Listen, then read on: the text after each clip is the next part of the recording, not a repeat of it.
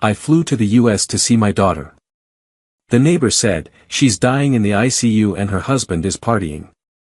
When I flew from Mexico to the United States to see my daughter, Andrea, I didn't find her at home. The neighbor told me, your daughter is dying in the ICU, and her husband is partying on a yacht. What a faithful son-in-law you have.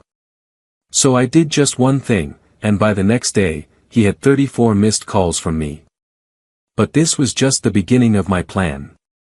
Before we continue, please subscribe to the channel, activate notifications, and let us know in the comments where you're listening from.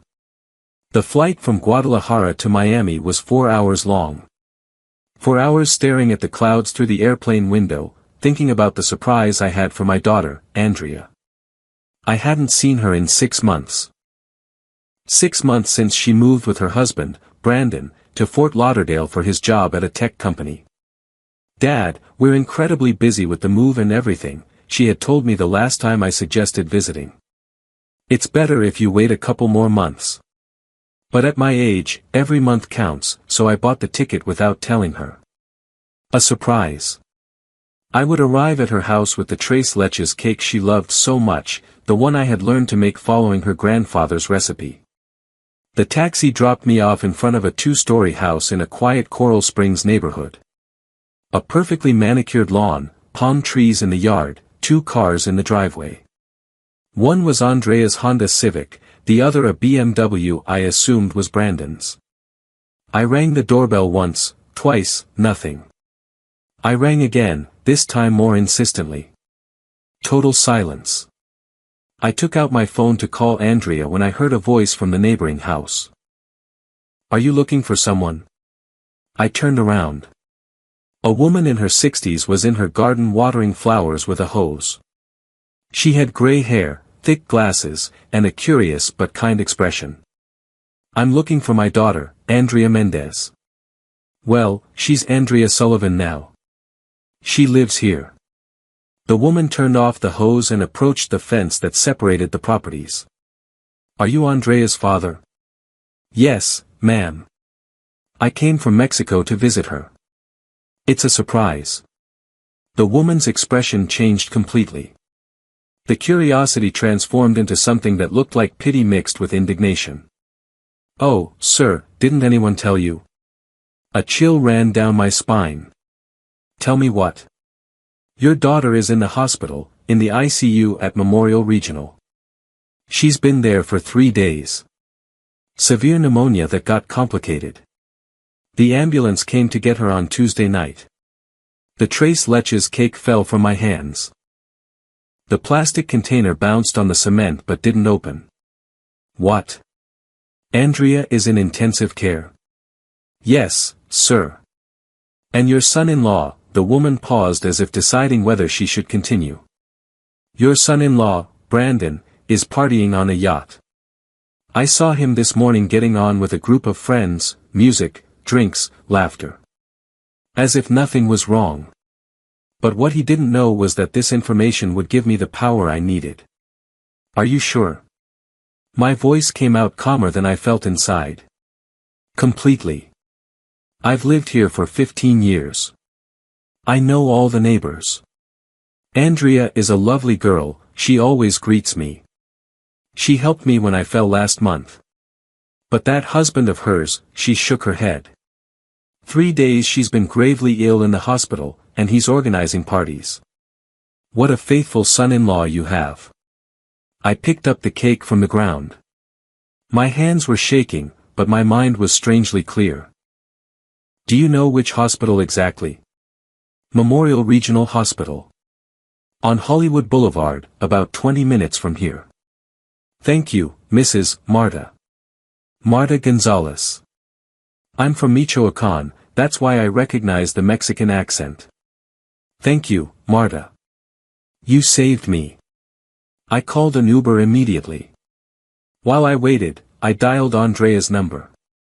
Voicemail. It made sense if she was in the ICU. She probably didn't even have her phone with her. I dialed Brandon instead. Once, twice, 3 times.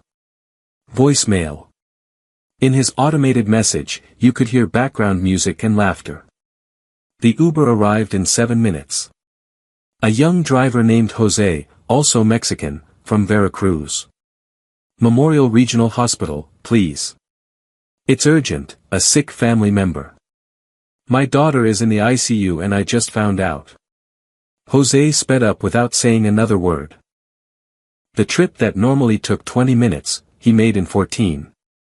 The ICU reception was cold, filled with fluorescent light and the smell of disinfectant. A nurse in her 40s, with a tired expression, was at the counter. I'm looking for Andrea Sullivan. She's my daughter. The nurse typed on her computer. Andrea Sullivan. Are you Rodrigo Mendez? Yes. You're not listed as an emergency contact. Only Brandon Sullivan, her husband, appears. I'm her father. I flew from Mexico. Please. The nurse looked at me with those eyes that have seen too much suffering. Room 410.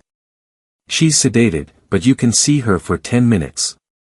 The ICU has restrictive hours. I went up to the 4th floor with trembling legs. The hallway smelled like a hospital. That smell you never forget once you know it. I went to room 410. I pushed the door open slowly. Andrea was in the bed, connected to more machines than I could count. A mechanical ventilator breathed for her with a rhythmic, artificial sound. Her skin, normally tanned, looked pale, almost gray. She had tubes in her nose, in her arms, monitors everywhere. My little girl, my Andrea, who just 6 months ago looked healthy and happy in our video calls. I approached and took her hand. It was cold. Andrea, my love, it's Dad. I came to see you. Nothing. Not a movement. Just the constant beeping of the monitors and the hiss of the ventilator.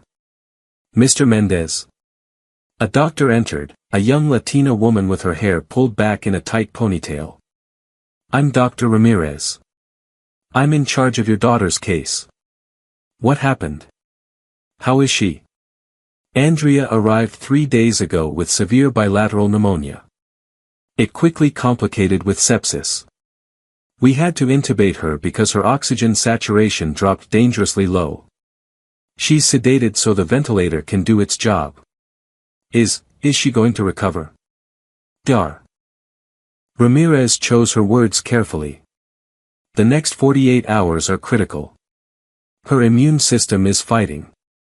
The antibiotics are working. But it's a battle. Her husband didn't notify you. I haven't been able to contact him. The doctor frowned. That's strange. He signed all the admission papers on Tuesday. I personally explained the severity of the situation to him. I told him he needed to contact the family. It was then that everything changed in a flash. Doctor, has he come to visit her? The doctor checked her tablet. On Tuesday, when she was brought in. After that, no. He hasn't been back in 3 days. The rage I felt in that moment was like boiling lava in my veins, but I forced myself to stay calm. Uncontrolled anger wouldn't help Andrea. I understand. Can I stay with her? You can stay until 8 p.m. Then you'll have to leave until 8 a.m. tomorrow. Those are the ICU rules. I stayed by Andrea's side, holding her cold hand, listening to the machines that kept her alive. Every beep from the monitor was a reminder of how close she was to the edge. At 7:45 p.m., a different nurse came in. Sir, I need you to start heading out. ICU visiting hours. I can come back early tomorrow. 8 a.m. sharp. I left the hospital feeling empty. I took another Uber back to Coral Springs. This time, I asked the driver to drop me off at a hotel near Andrea's house. An affordable hotel, he asked. The price doesn't matter, just the closest one. He dropped me at a Holiday Inn 3 blocks away. I checked in, went up to room 304, and sat on the bed staring at my phone. 34 missed calls from Brandon since I had left the hospital. Not a single one when Andrea was being taken away in an ambulance. I opened my laptop and searched for Brandon's name on social media. Instagram, Facebook, all public. No privacy settings. His last post was from 4 hours ago. A photo on a yacht. Brandon in an open Hawaiian shirt, sunglasses, a Corona beer in his hand. 5 friends around him, all smiling. Caption, living the dream. Yacht life. Everyone congratulating him while his wife was dying, connected to a ventilator. I checked his previous posts. 2 days ago, a photo at a bar. Tequila Tuesday with the boys. 3 days ago, the same day Andrea was hospitalized, dinner at Ocean Prime, best steak in the city. Not a single mention of Andrea. Not a, pray for my wife, or, tough times, nothing. It was then that I remembered something Marta, the neighbor, had said. I saw him this morning getting on the yacht with friends. I searched on Google Maps for marinas Fort Lauderdale. There were dozens, but a post from Brandon in his feed from 2 months ago said, new boat docked at Bahia Mar Marina. Dreams come true. Bahia Mar Marina. On A1A Avenue. I opened my mobile banking app. My checking account held nearly 2 million pesos, my entire life's work as an accountant, my retirement, my security about $110,000. And my daughter was dying while her husband spent money on parties. But what they didn't know was that I had information that would change everything. I opened the will that Andrea and Brandon had made 2 years ago. They had emailed it to me, so, you're informed, Dad. I found it in my archived inbox. The document was clear. In the event of Andrea's death, all her assets would automatically pass to Brandon. The house, the bank accounts, the $500,000 life insurance policy that Andrea's company provided as a benefit. $500,000. And Brandon was partying while she was dying. I'm not a lawyer, but 40 years as an accountant taught me how to read legal documents.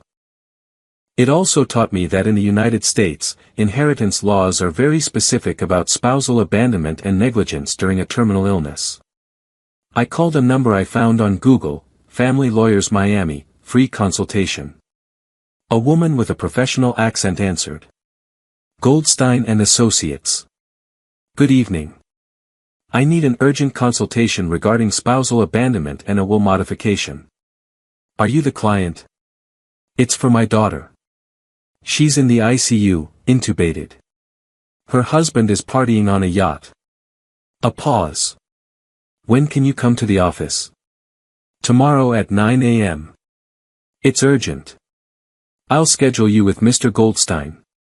Bring all the documentation you have. I hung up and opened a new document on my laptop. Title, Evidence, Brandon Sullivan. I started taking screenshots, every party photo, every post with a geolocation and a date. The dates mattered. Tuesday, Andrea hospitalized, Brandon dining at an expensive restaurant. Wednesday, Andrea in the ICU, Brandon at a bar with friends. Thursday, Andrea on a ventilator, Brandon on a yacht with a beer. A documented pattern of abandonment. I also downloaded the will and looked for the house documents that Andrea had sent me a year ago when they bought it. Dad, look at our first house. Brandon and I are so happy. The house was valued at over $350,000. At 11 p.m., my phone rang. An unknown Florida number. Hello, Mr. Mendez. This is Dr. Patel, an intensivist at Memorial Regional. I'm Andrea's doctor on the night shift. My heart stopped. What happened? Nothing bad. Actually, some good news. Andrea is responding better to the antibiotics.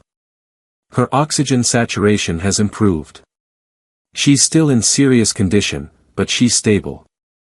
I wanted to let you know because I know you were here today. Thank you, doctor. Do you think she'll recover? If she keeps improving like this, we could extubate her in 48 hours. But she needs constant care and family support. I'll be there tomorrow at 8 a.m. Perfect. Oh, and Mr. Mendez, were you able to contact your son-in-law? We need him to come in and sign some insurance documents. I'm working on that, doctor. I hung up and looked at the 34 missed calls from Brandon. I didn't return a single one. The next morning, at 7:30 a.m., I was at the Starbucks across from the hospital, drinking black coffee and reviewing my notes. At 8 a.m., I was back in Andrea's room. She was still sedated, but the monitors showed better numbers than yesterday. "Good morning, Dad," I whispered, kissing her cold forehead. At 9 a.m., I was in Mr. Goldstein's office in Brickell, Miami. A 22nd floor office with a view of the bay. Expensive furniture. The kind of lawyer who charges $500 an hour but wins all his cases. Goldstein was a man in his 50s, bald, with rectangular glasses and an impeccable suit. "Mr. Mendez, tell me about the situation." I showed him everything, the screenshots, the will, the timeline, the medical documents Dr. Ramirez had given me yesterday. Goldstein reviewed every page with the precision of a surgeon. "This is documented spousal abandonment. In Florida, a spouse who abandons the other during a serious illness can lose their inheritance rights. But we need to act fast. What can I do? Your daughter is sedated, but if she regains consciousness, even briefly, she can sign a modification to her will with 2 witnesses. It's legal if she is mentally competent at the time of signing, even if she's hospitalized. And if she doesn't regain consciousness? Then we need to prove abandonment before a judge. With this evidence, we could initiate a post-mortem separation of assets proceeding. It would prevent Brandon from inheriting automatically. How long does that take? Weeks, months. And your daughter doesn't have that kind of time, according to the doctors. So, we need her to wake up. Exactly. I paid a $2,000 retainer. Goldstein prepared the documents that same afternoon. At 6 p.m., I was back in the ICU. Dr. Ramirez was doing her rounds. "Mr. Mendez, I have good news. Andrea is responding so well that we're going to reduce the sedation tomorrow morning. If she responds well, she might be conscious briefly in the afternoon."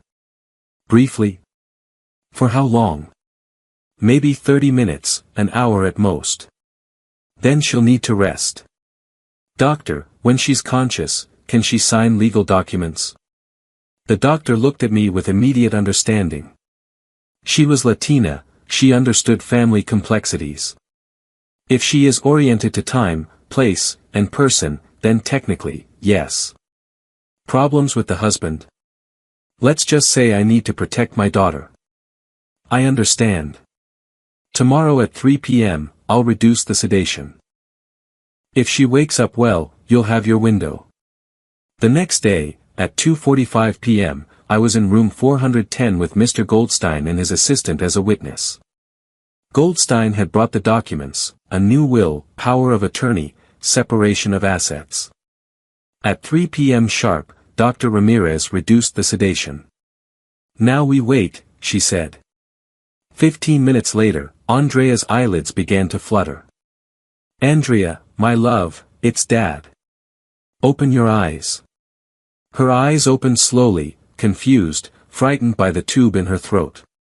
"Don't talk, my love, just listen. You're in the hospital, you had severe pneumonia. You're getting better, but I need you to help me with something important." Andrea blinked twice. Dr. Ramirez checked her vital signs. "She's oriented. You can proceed, but be quick." Goldstein approached.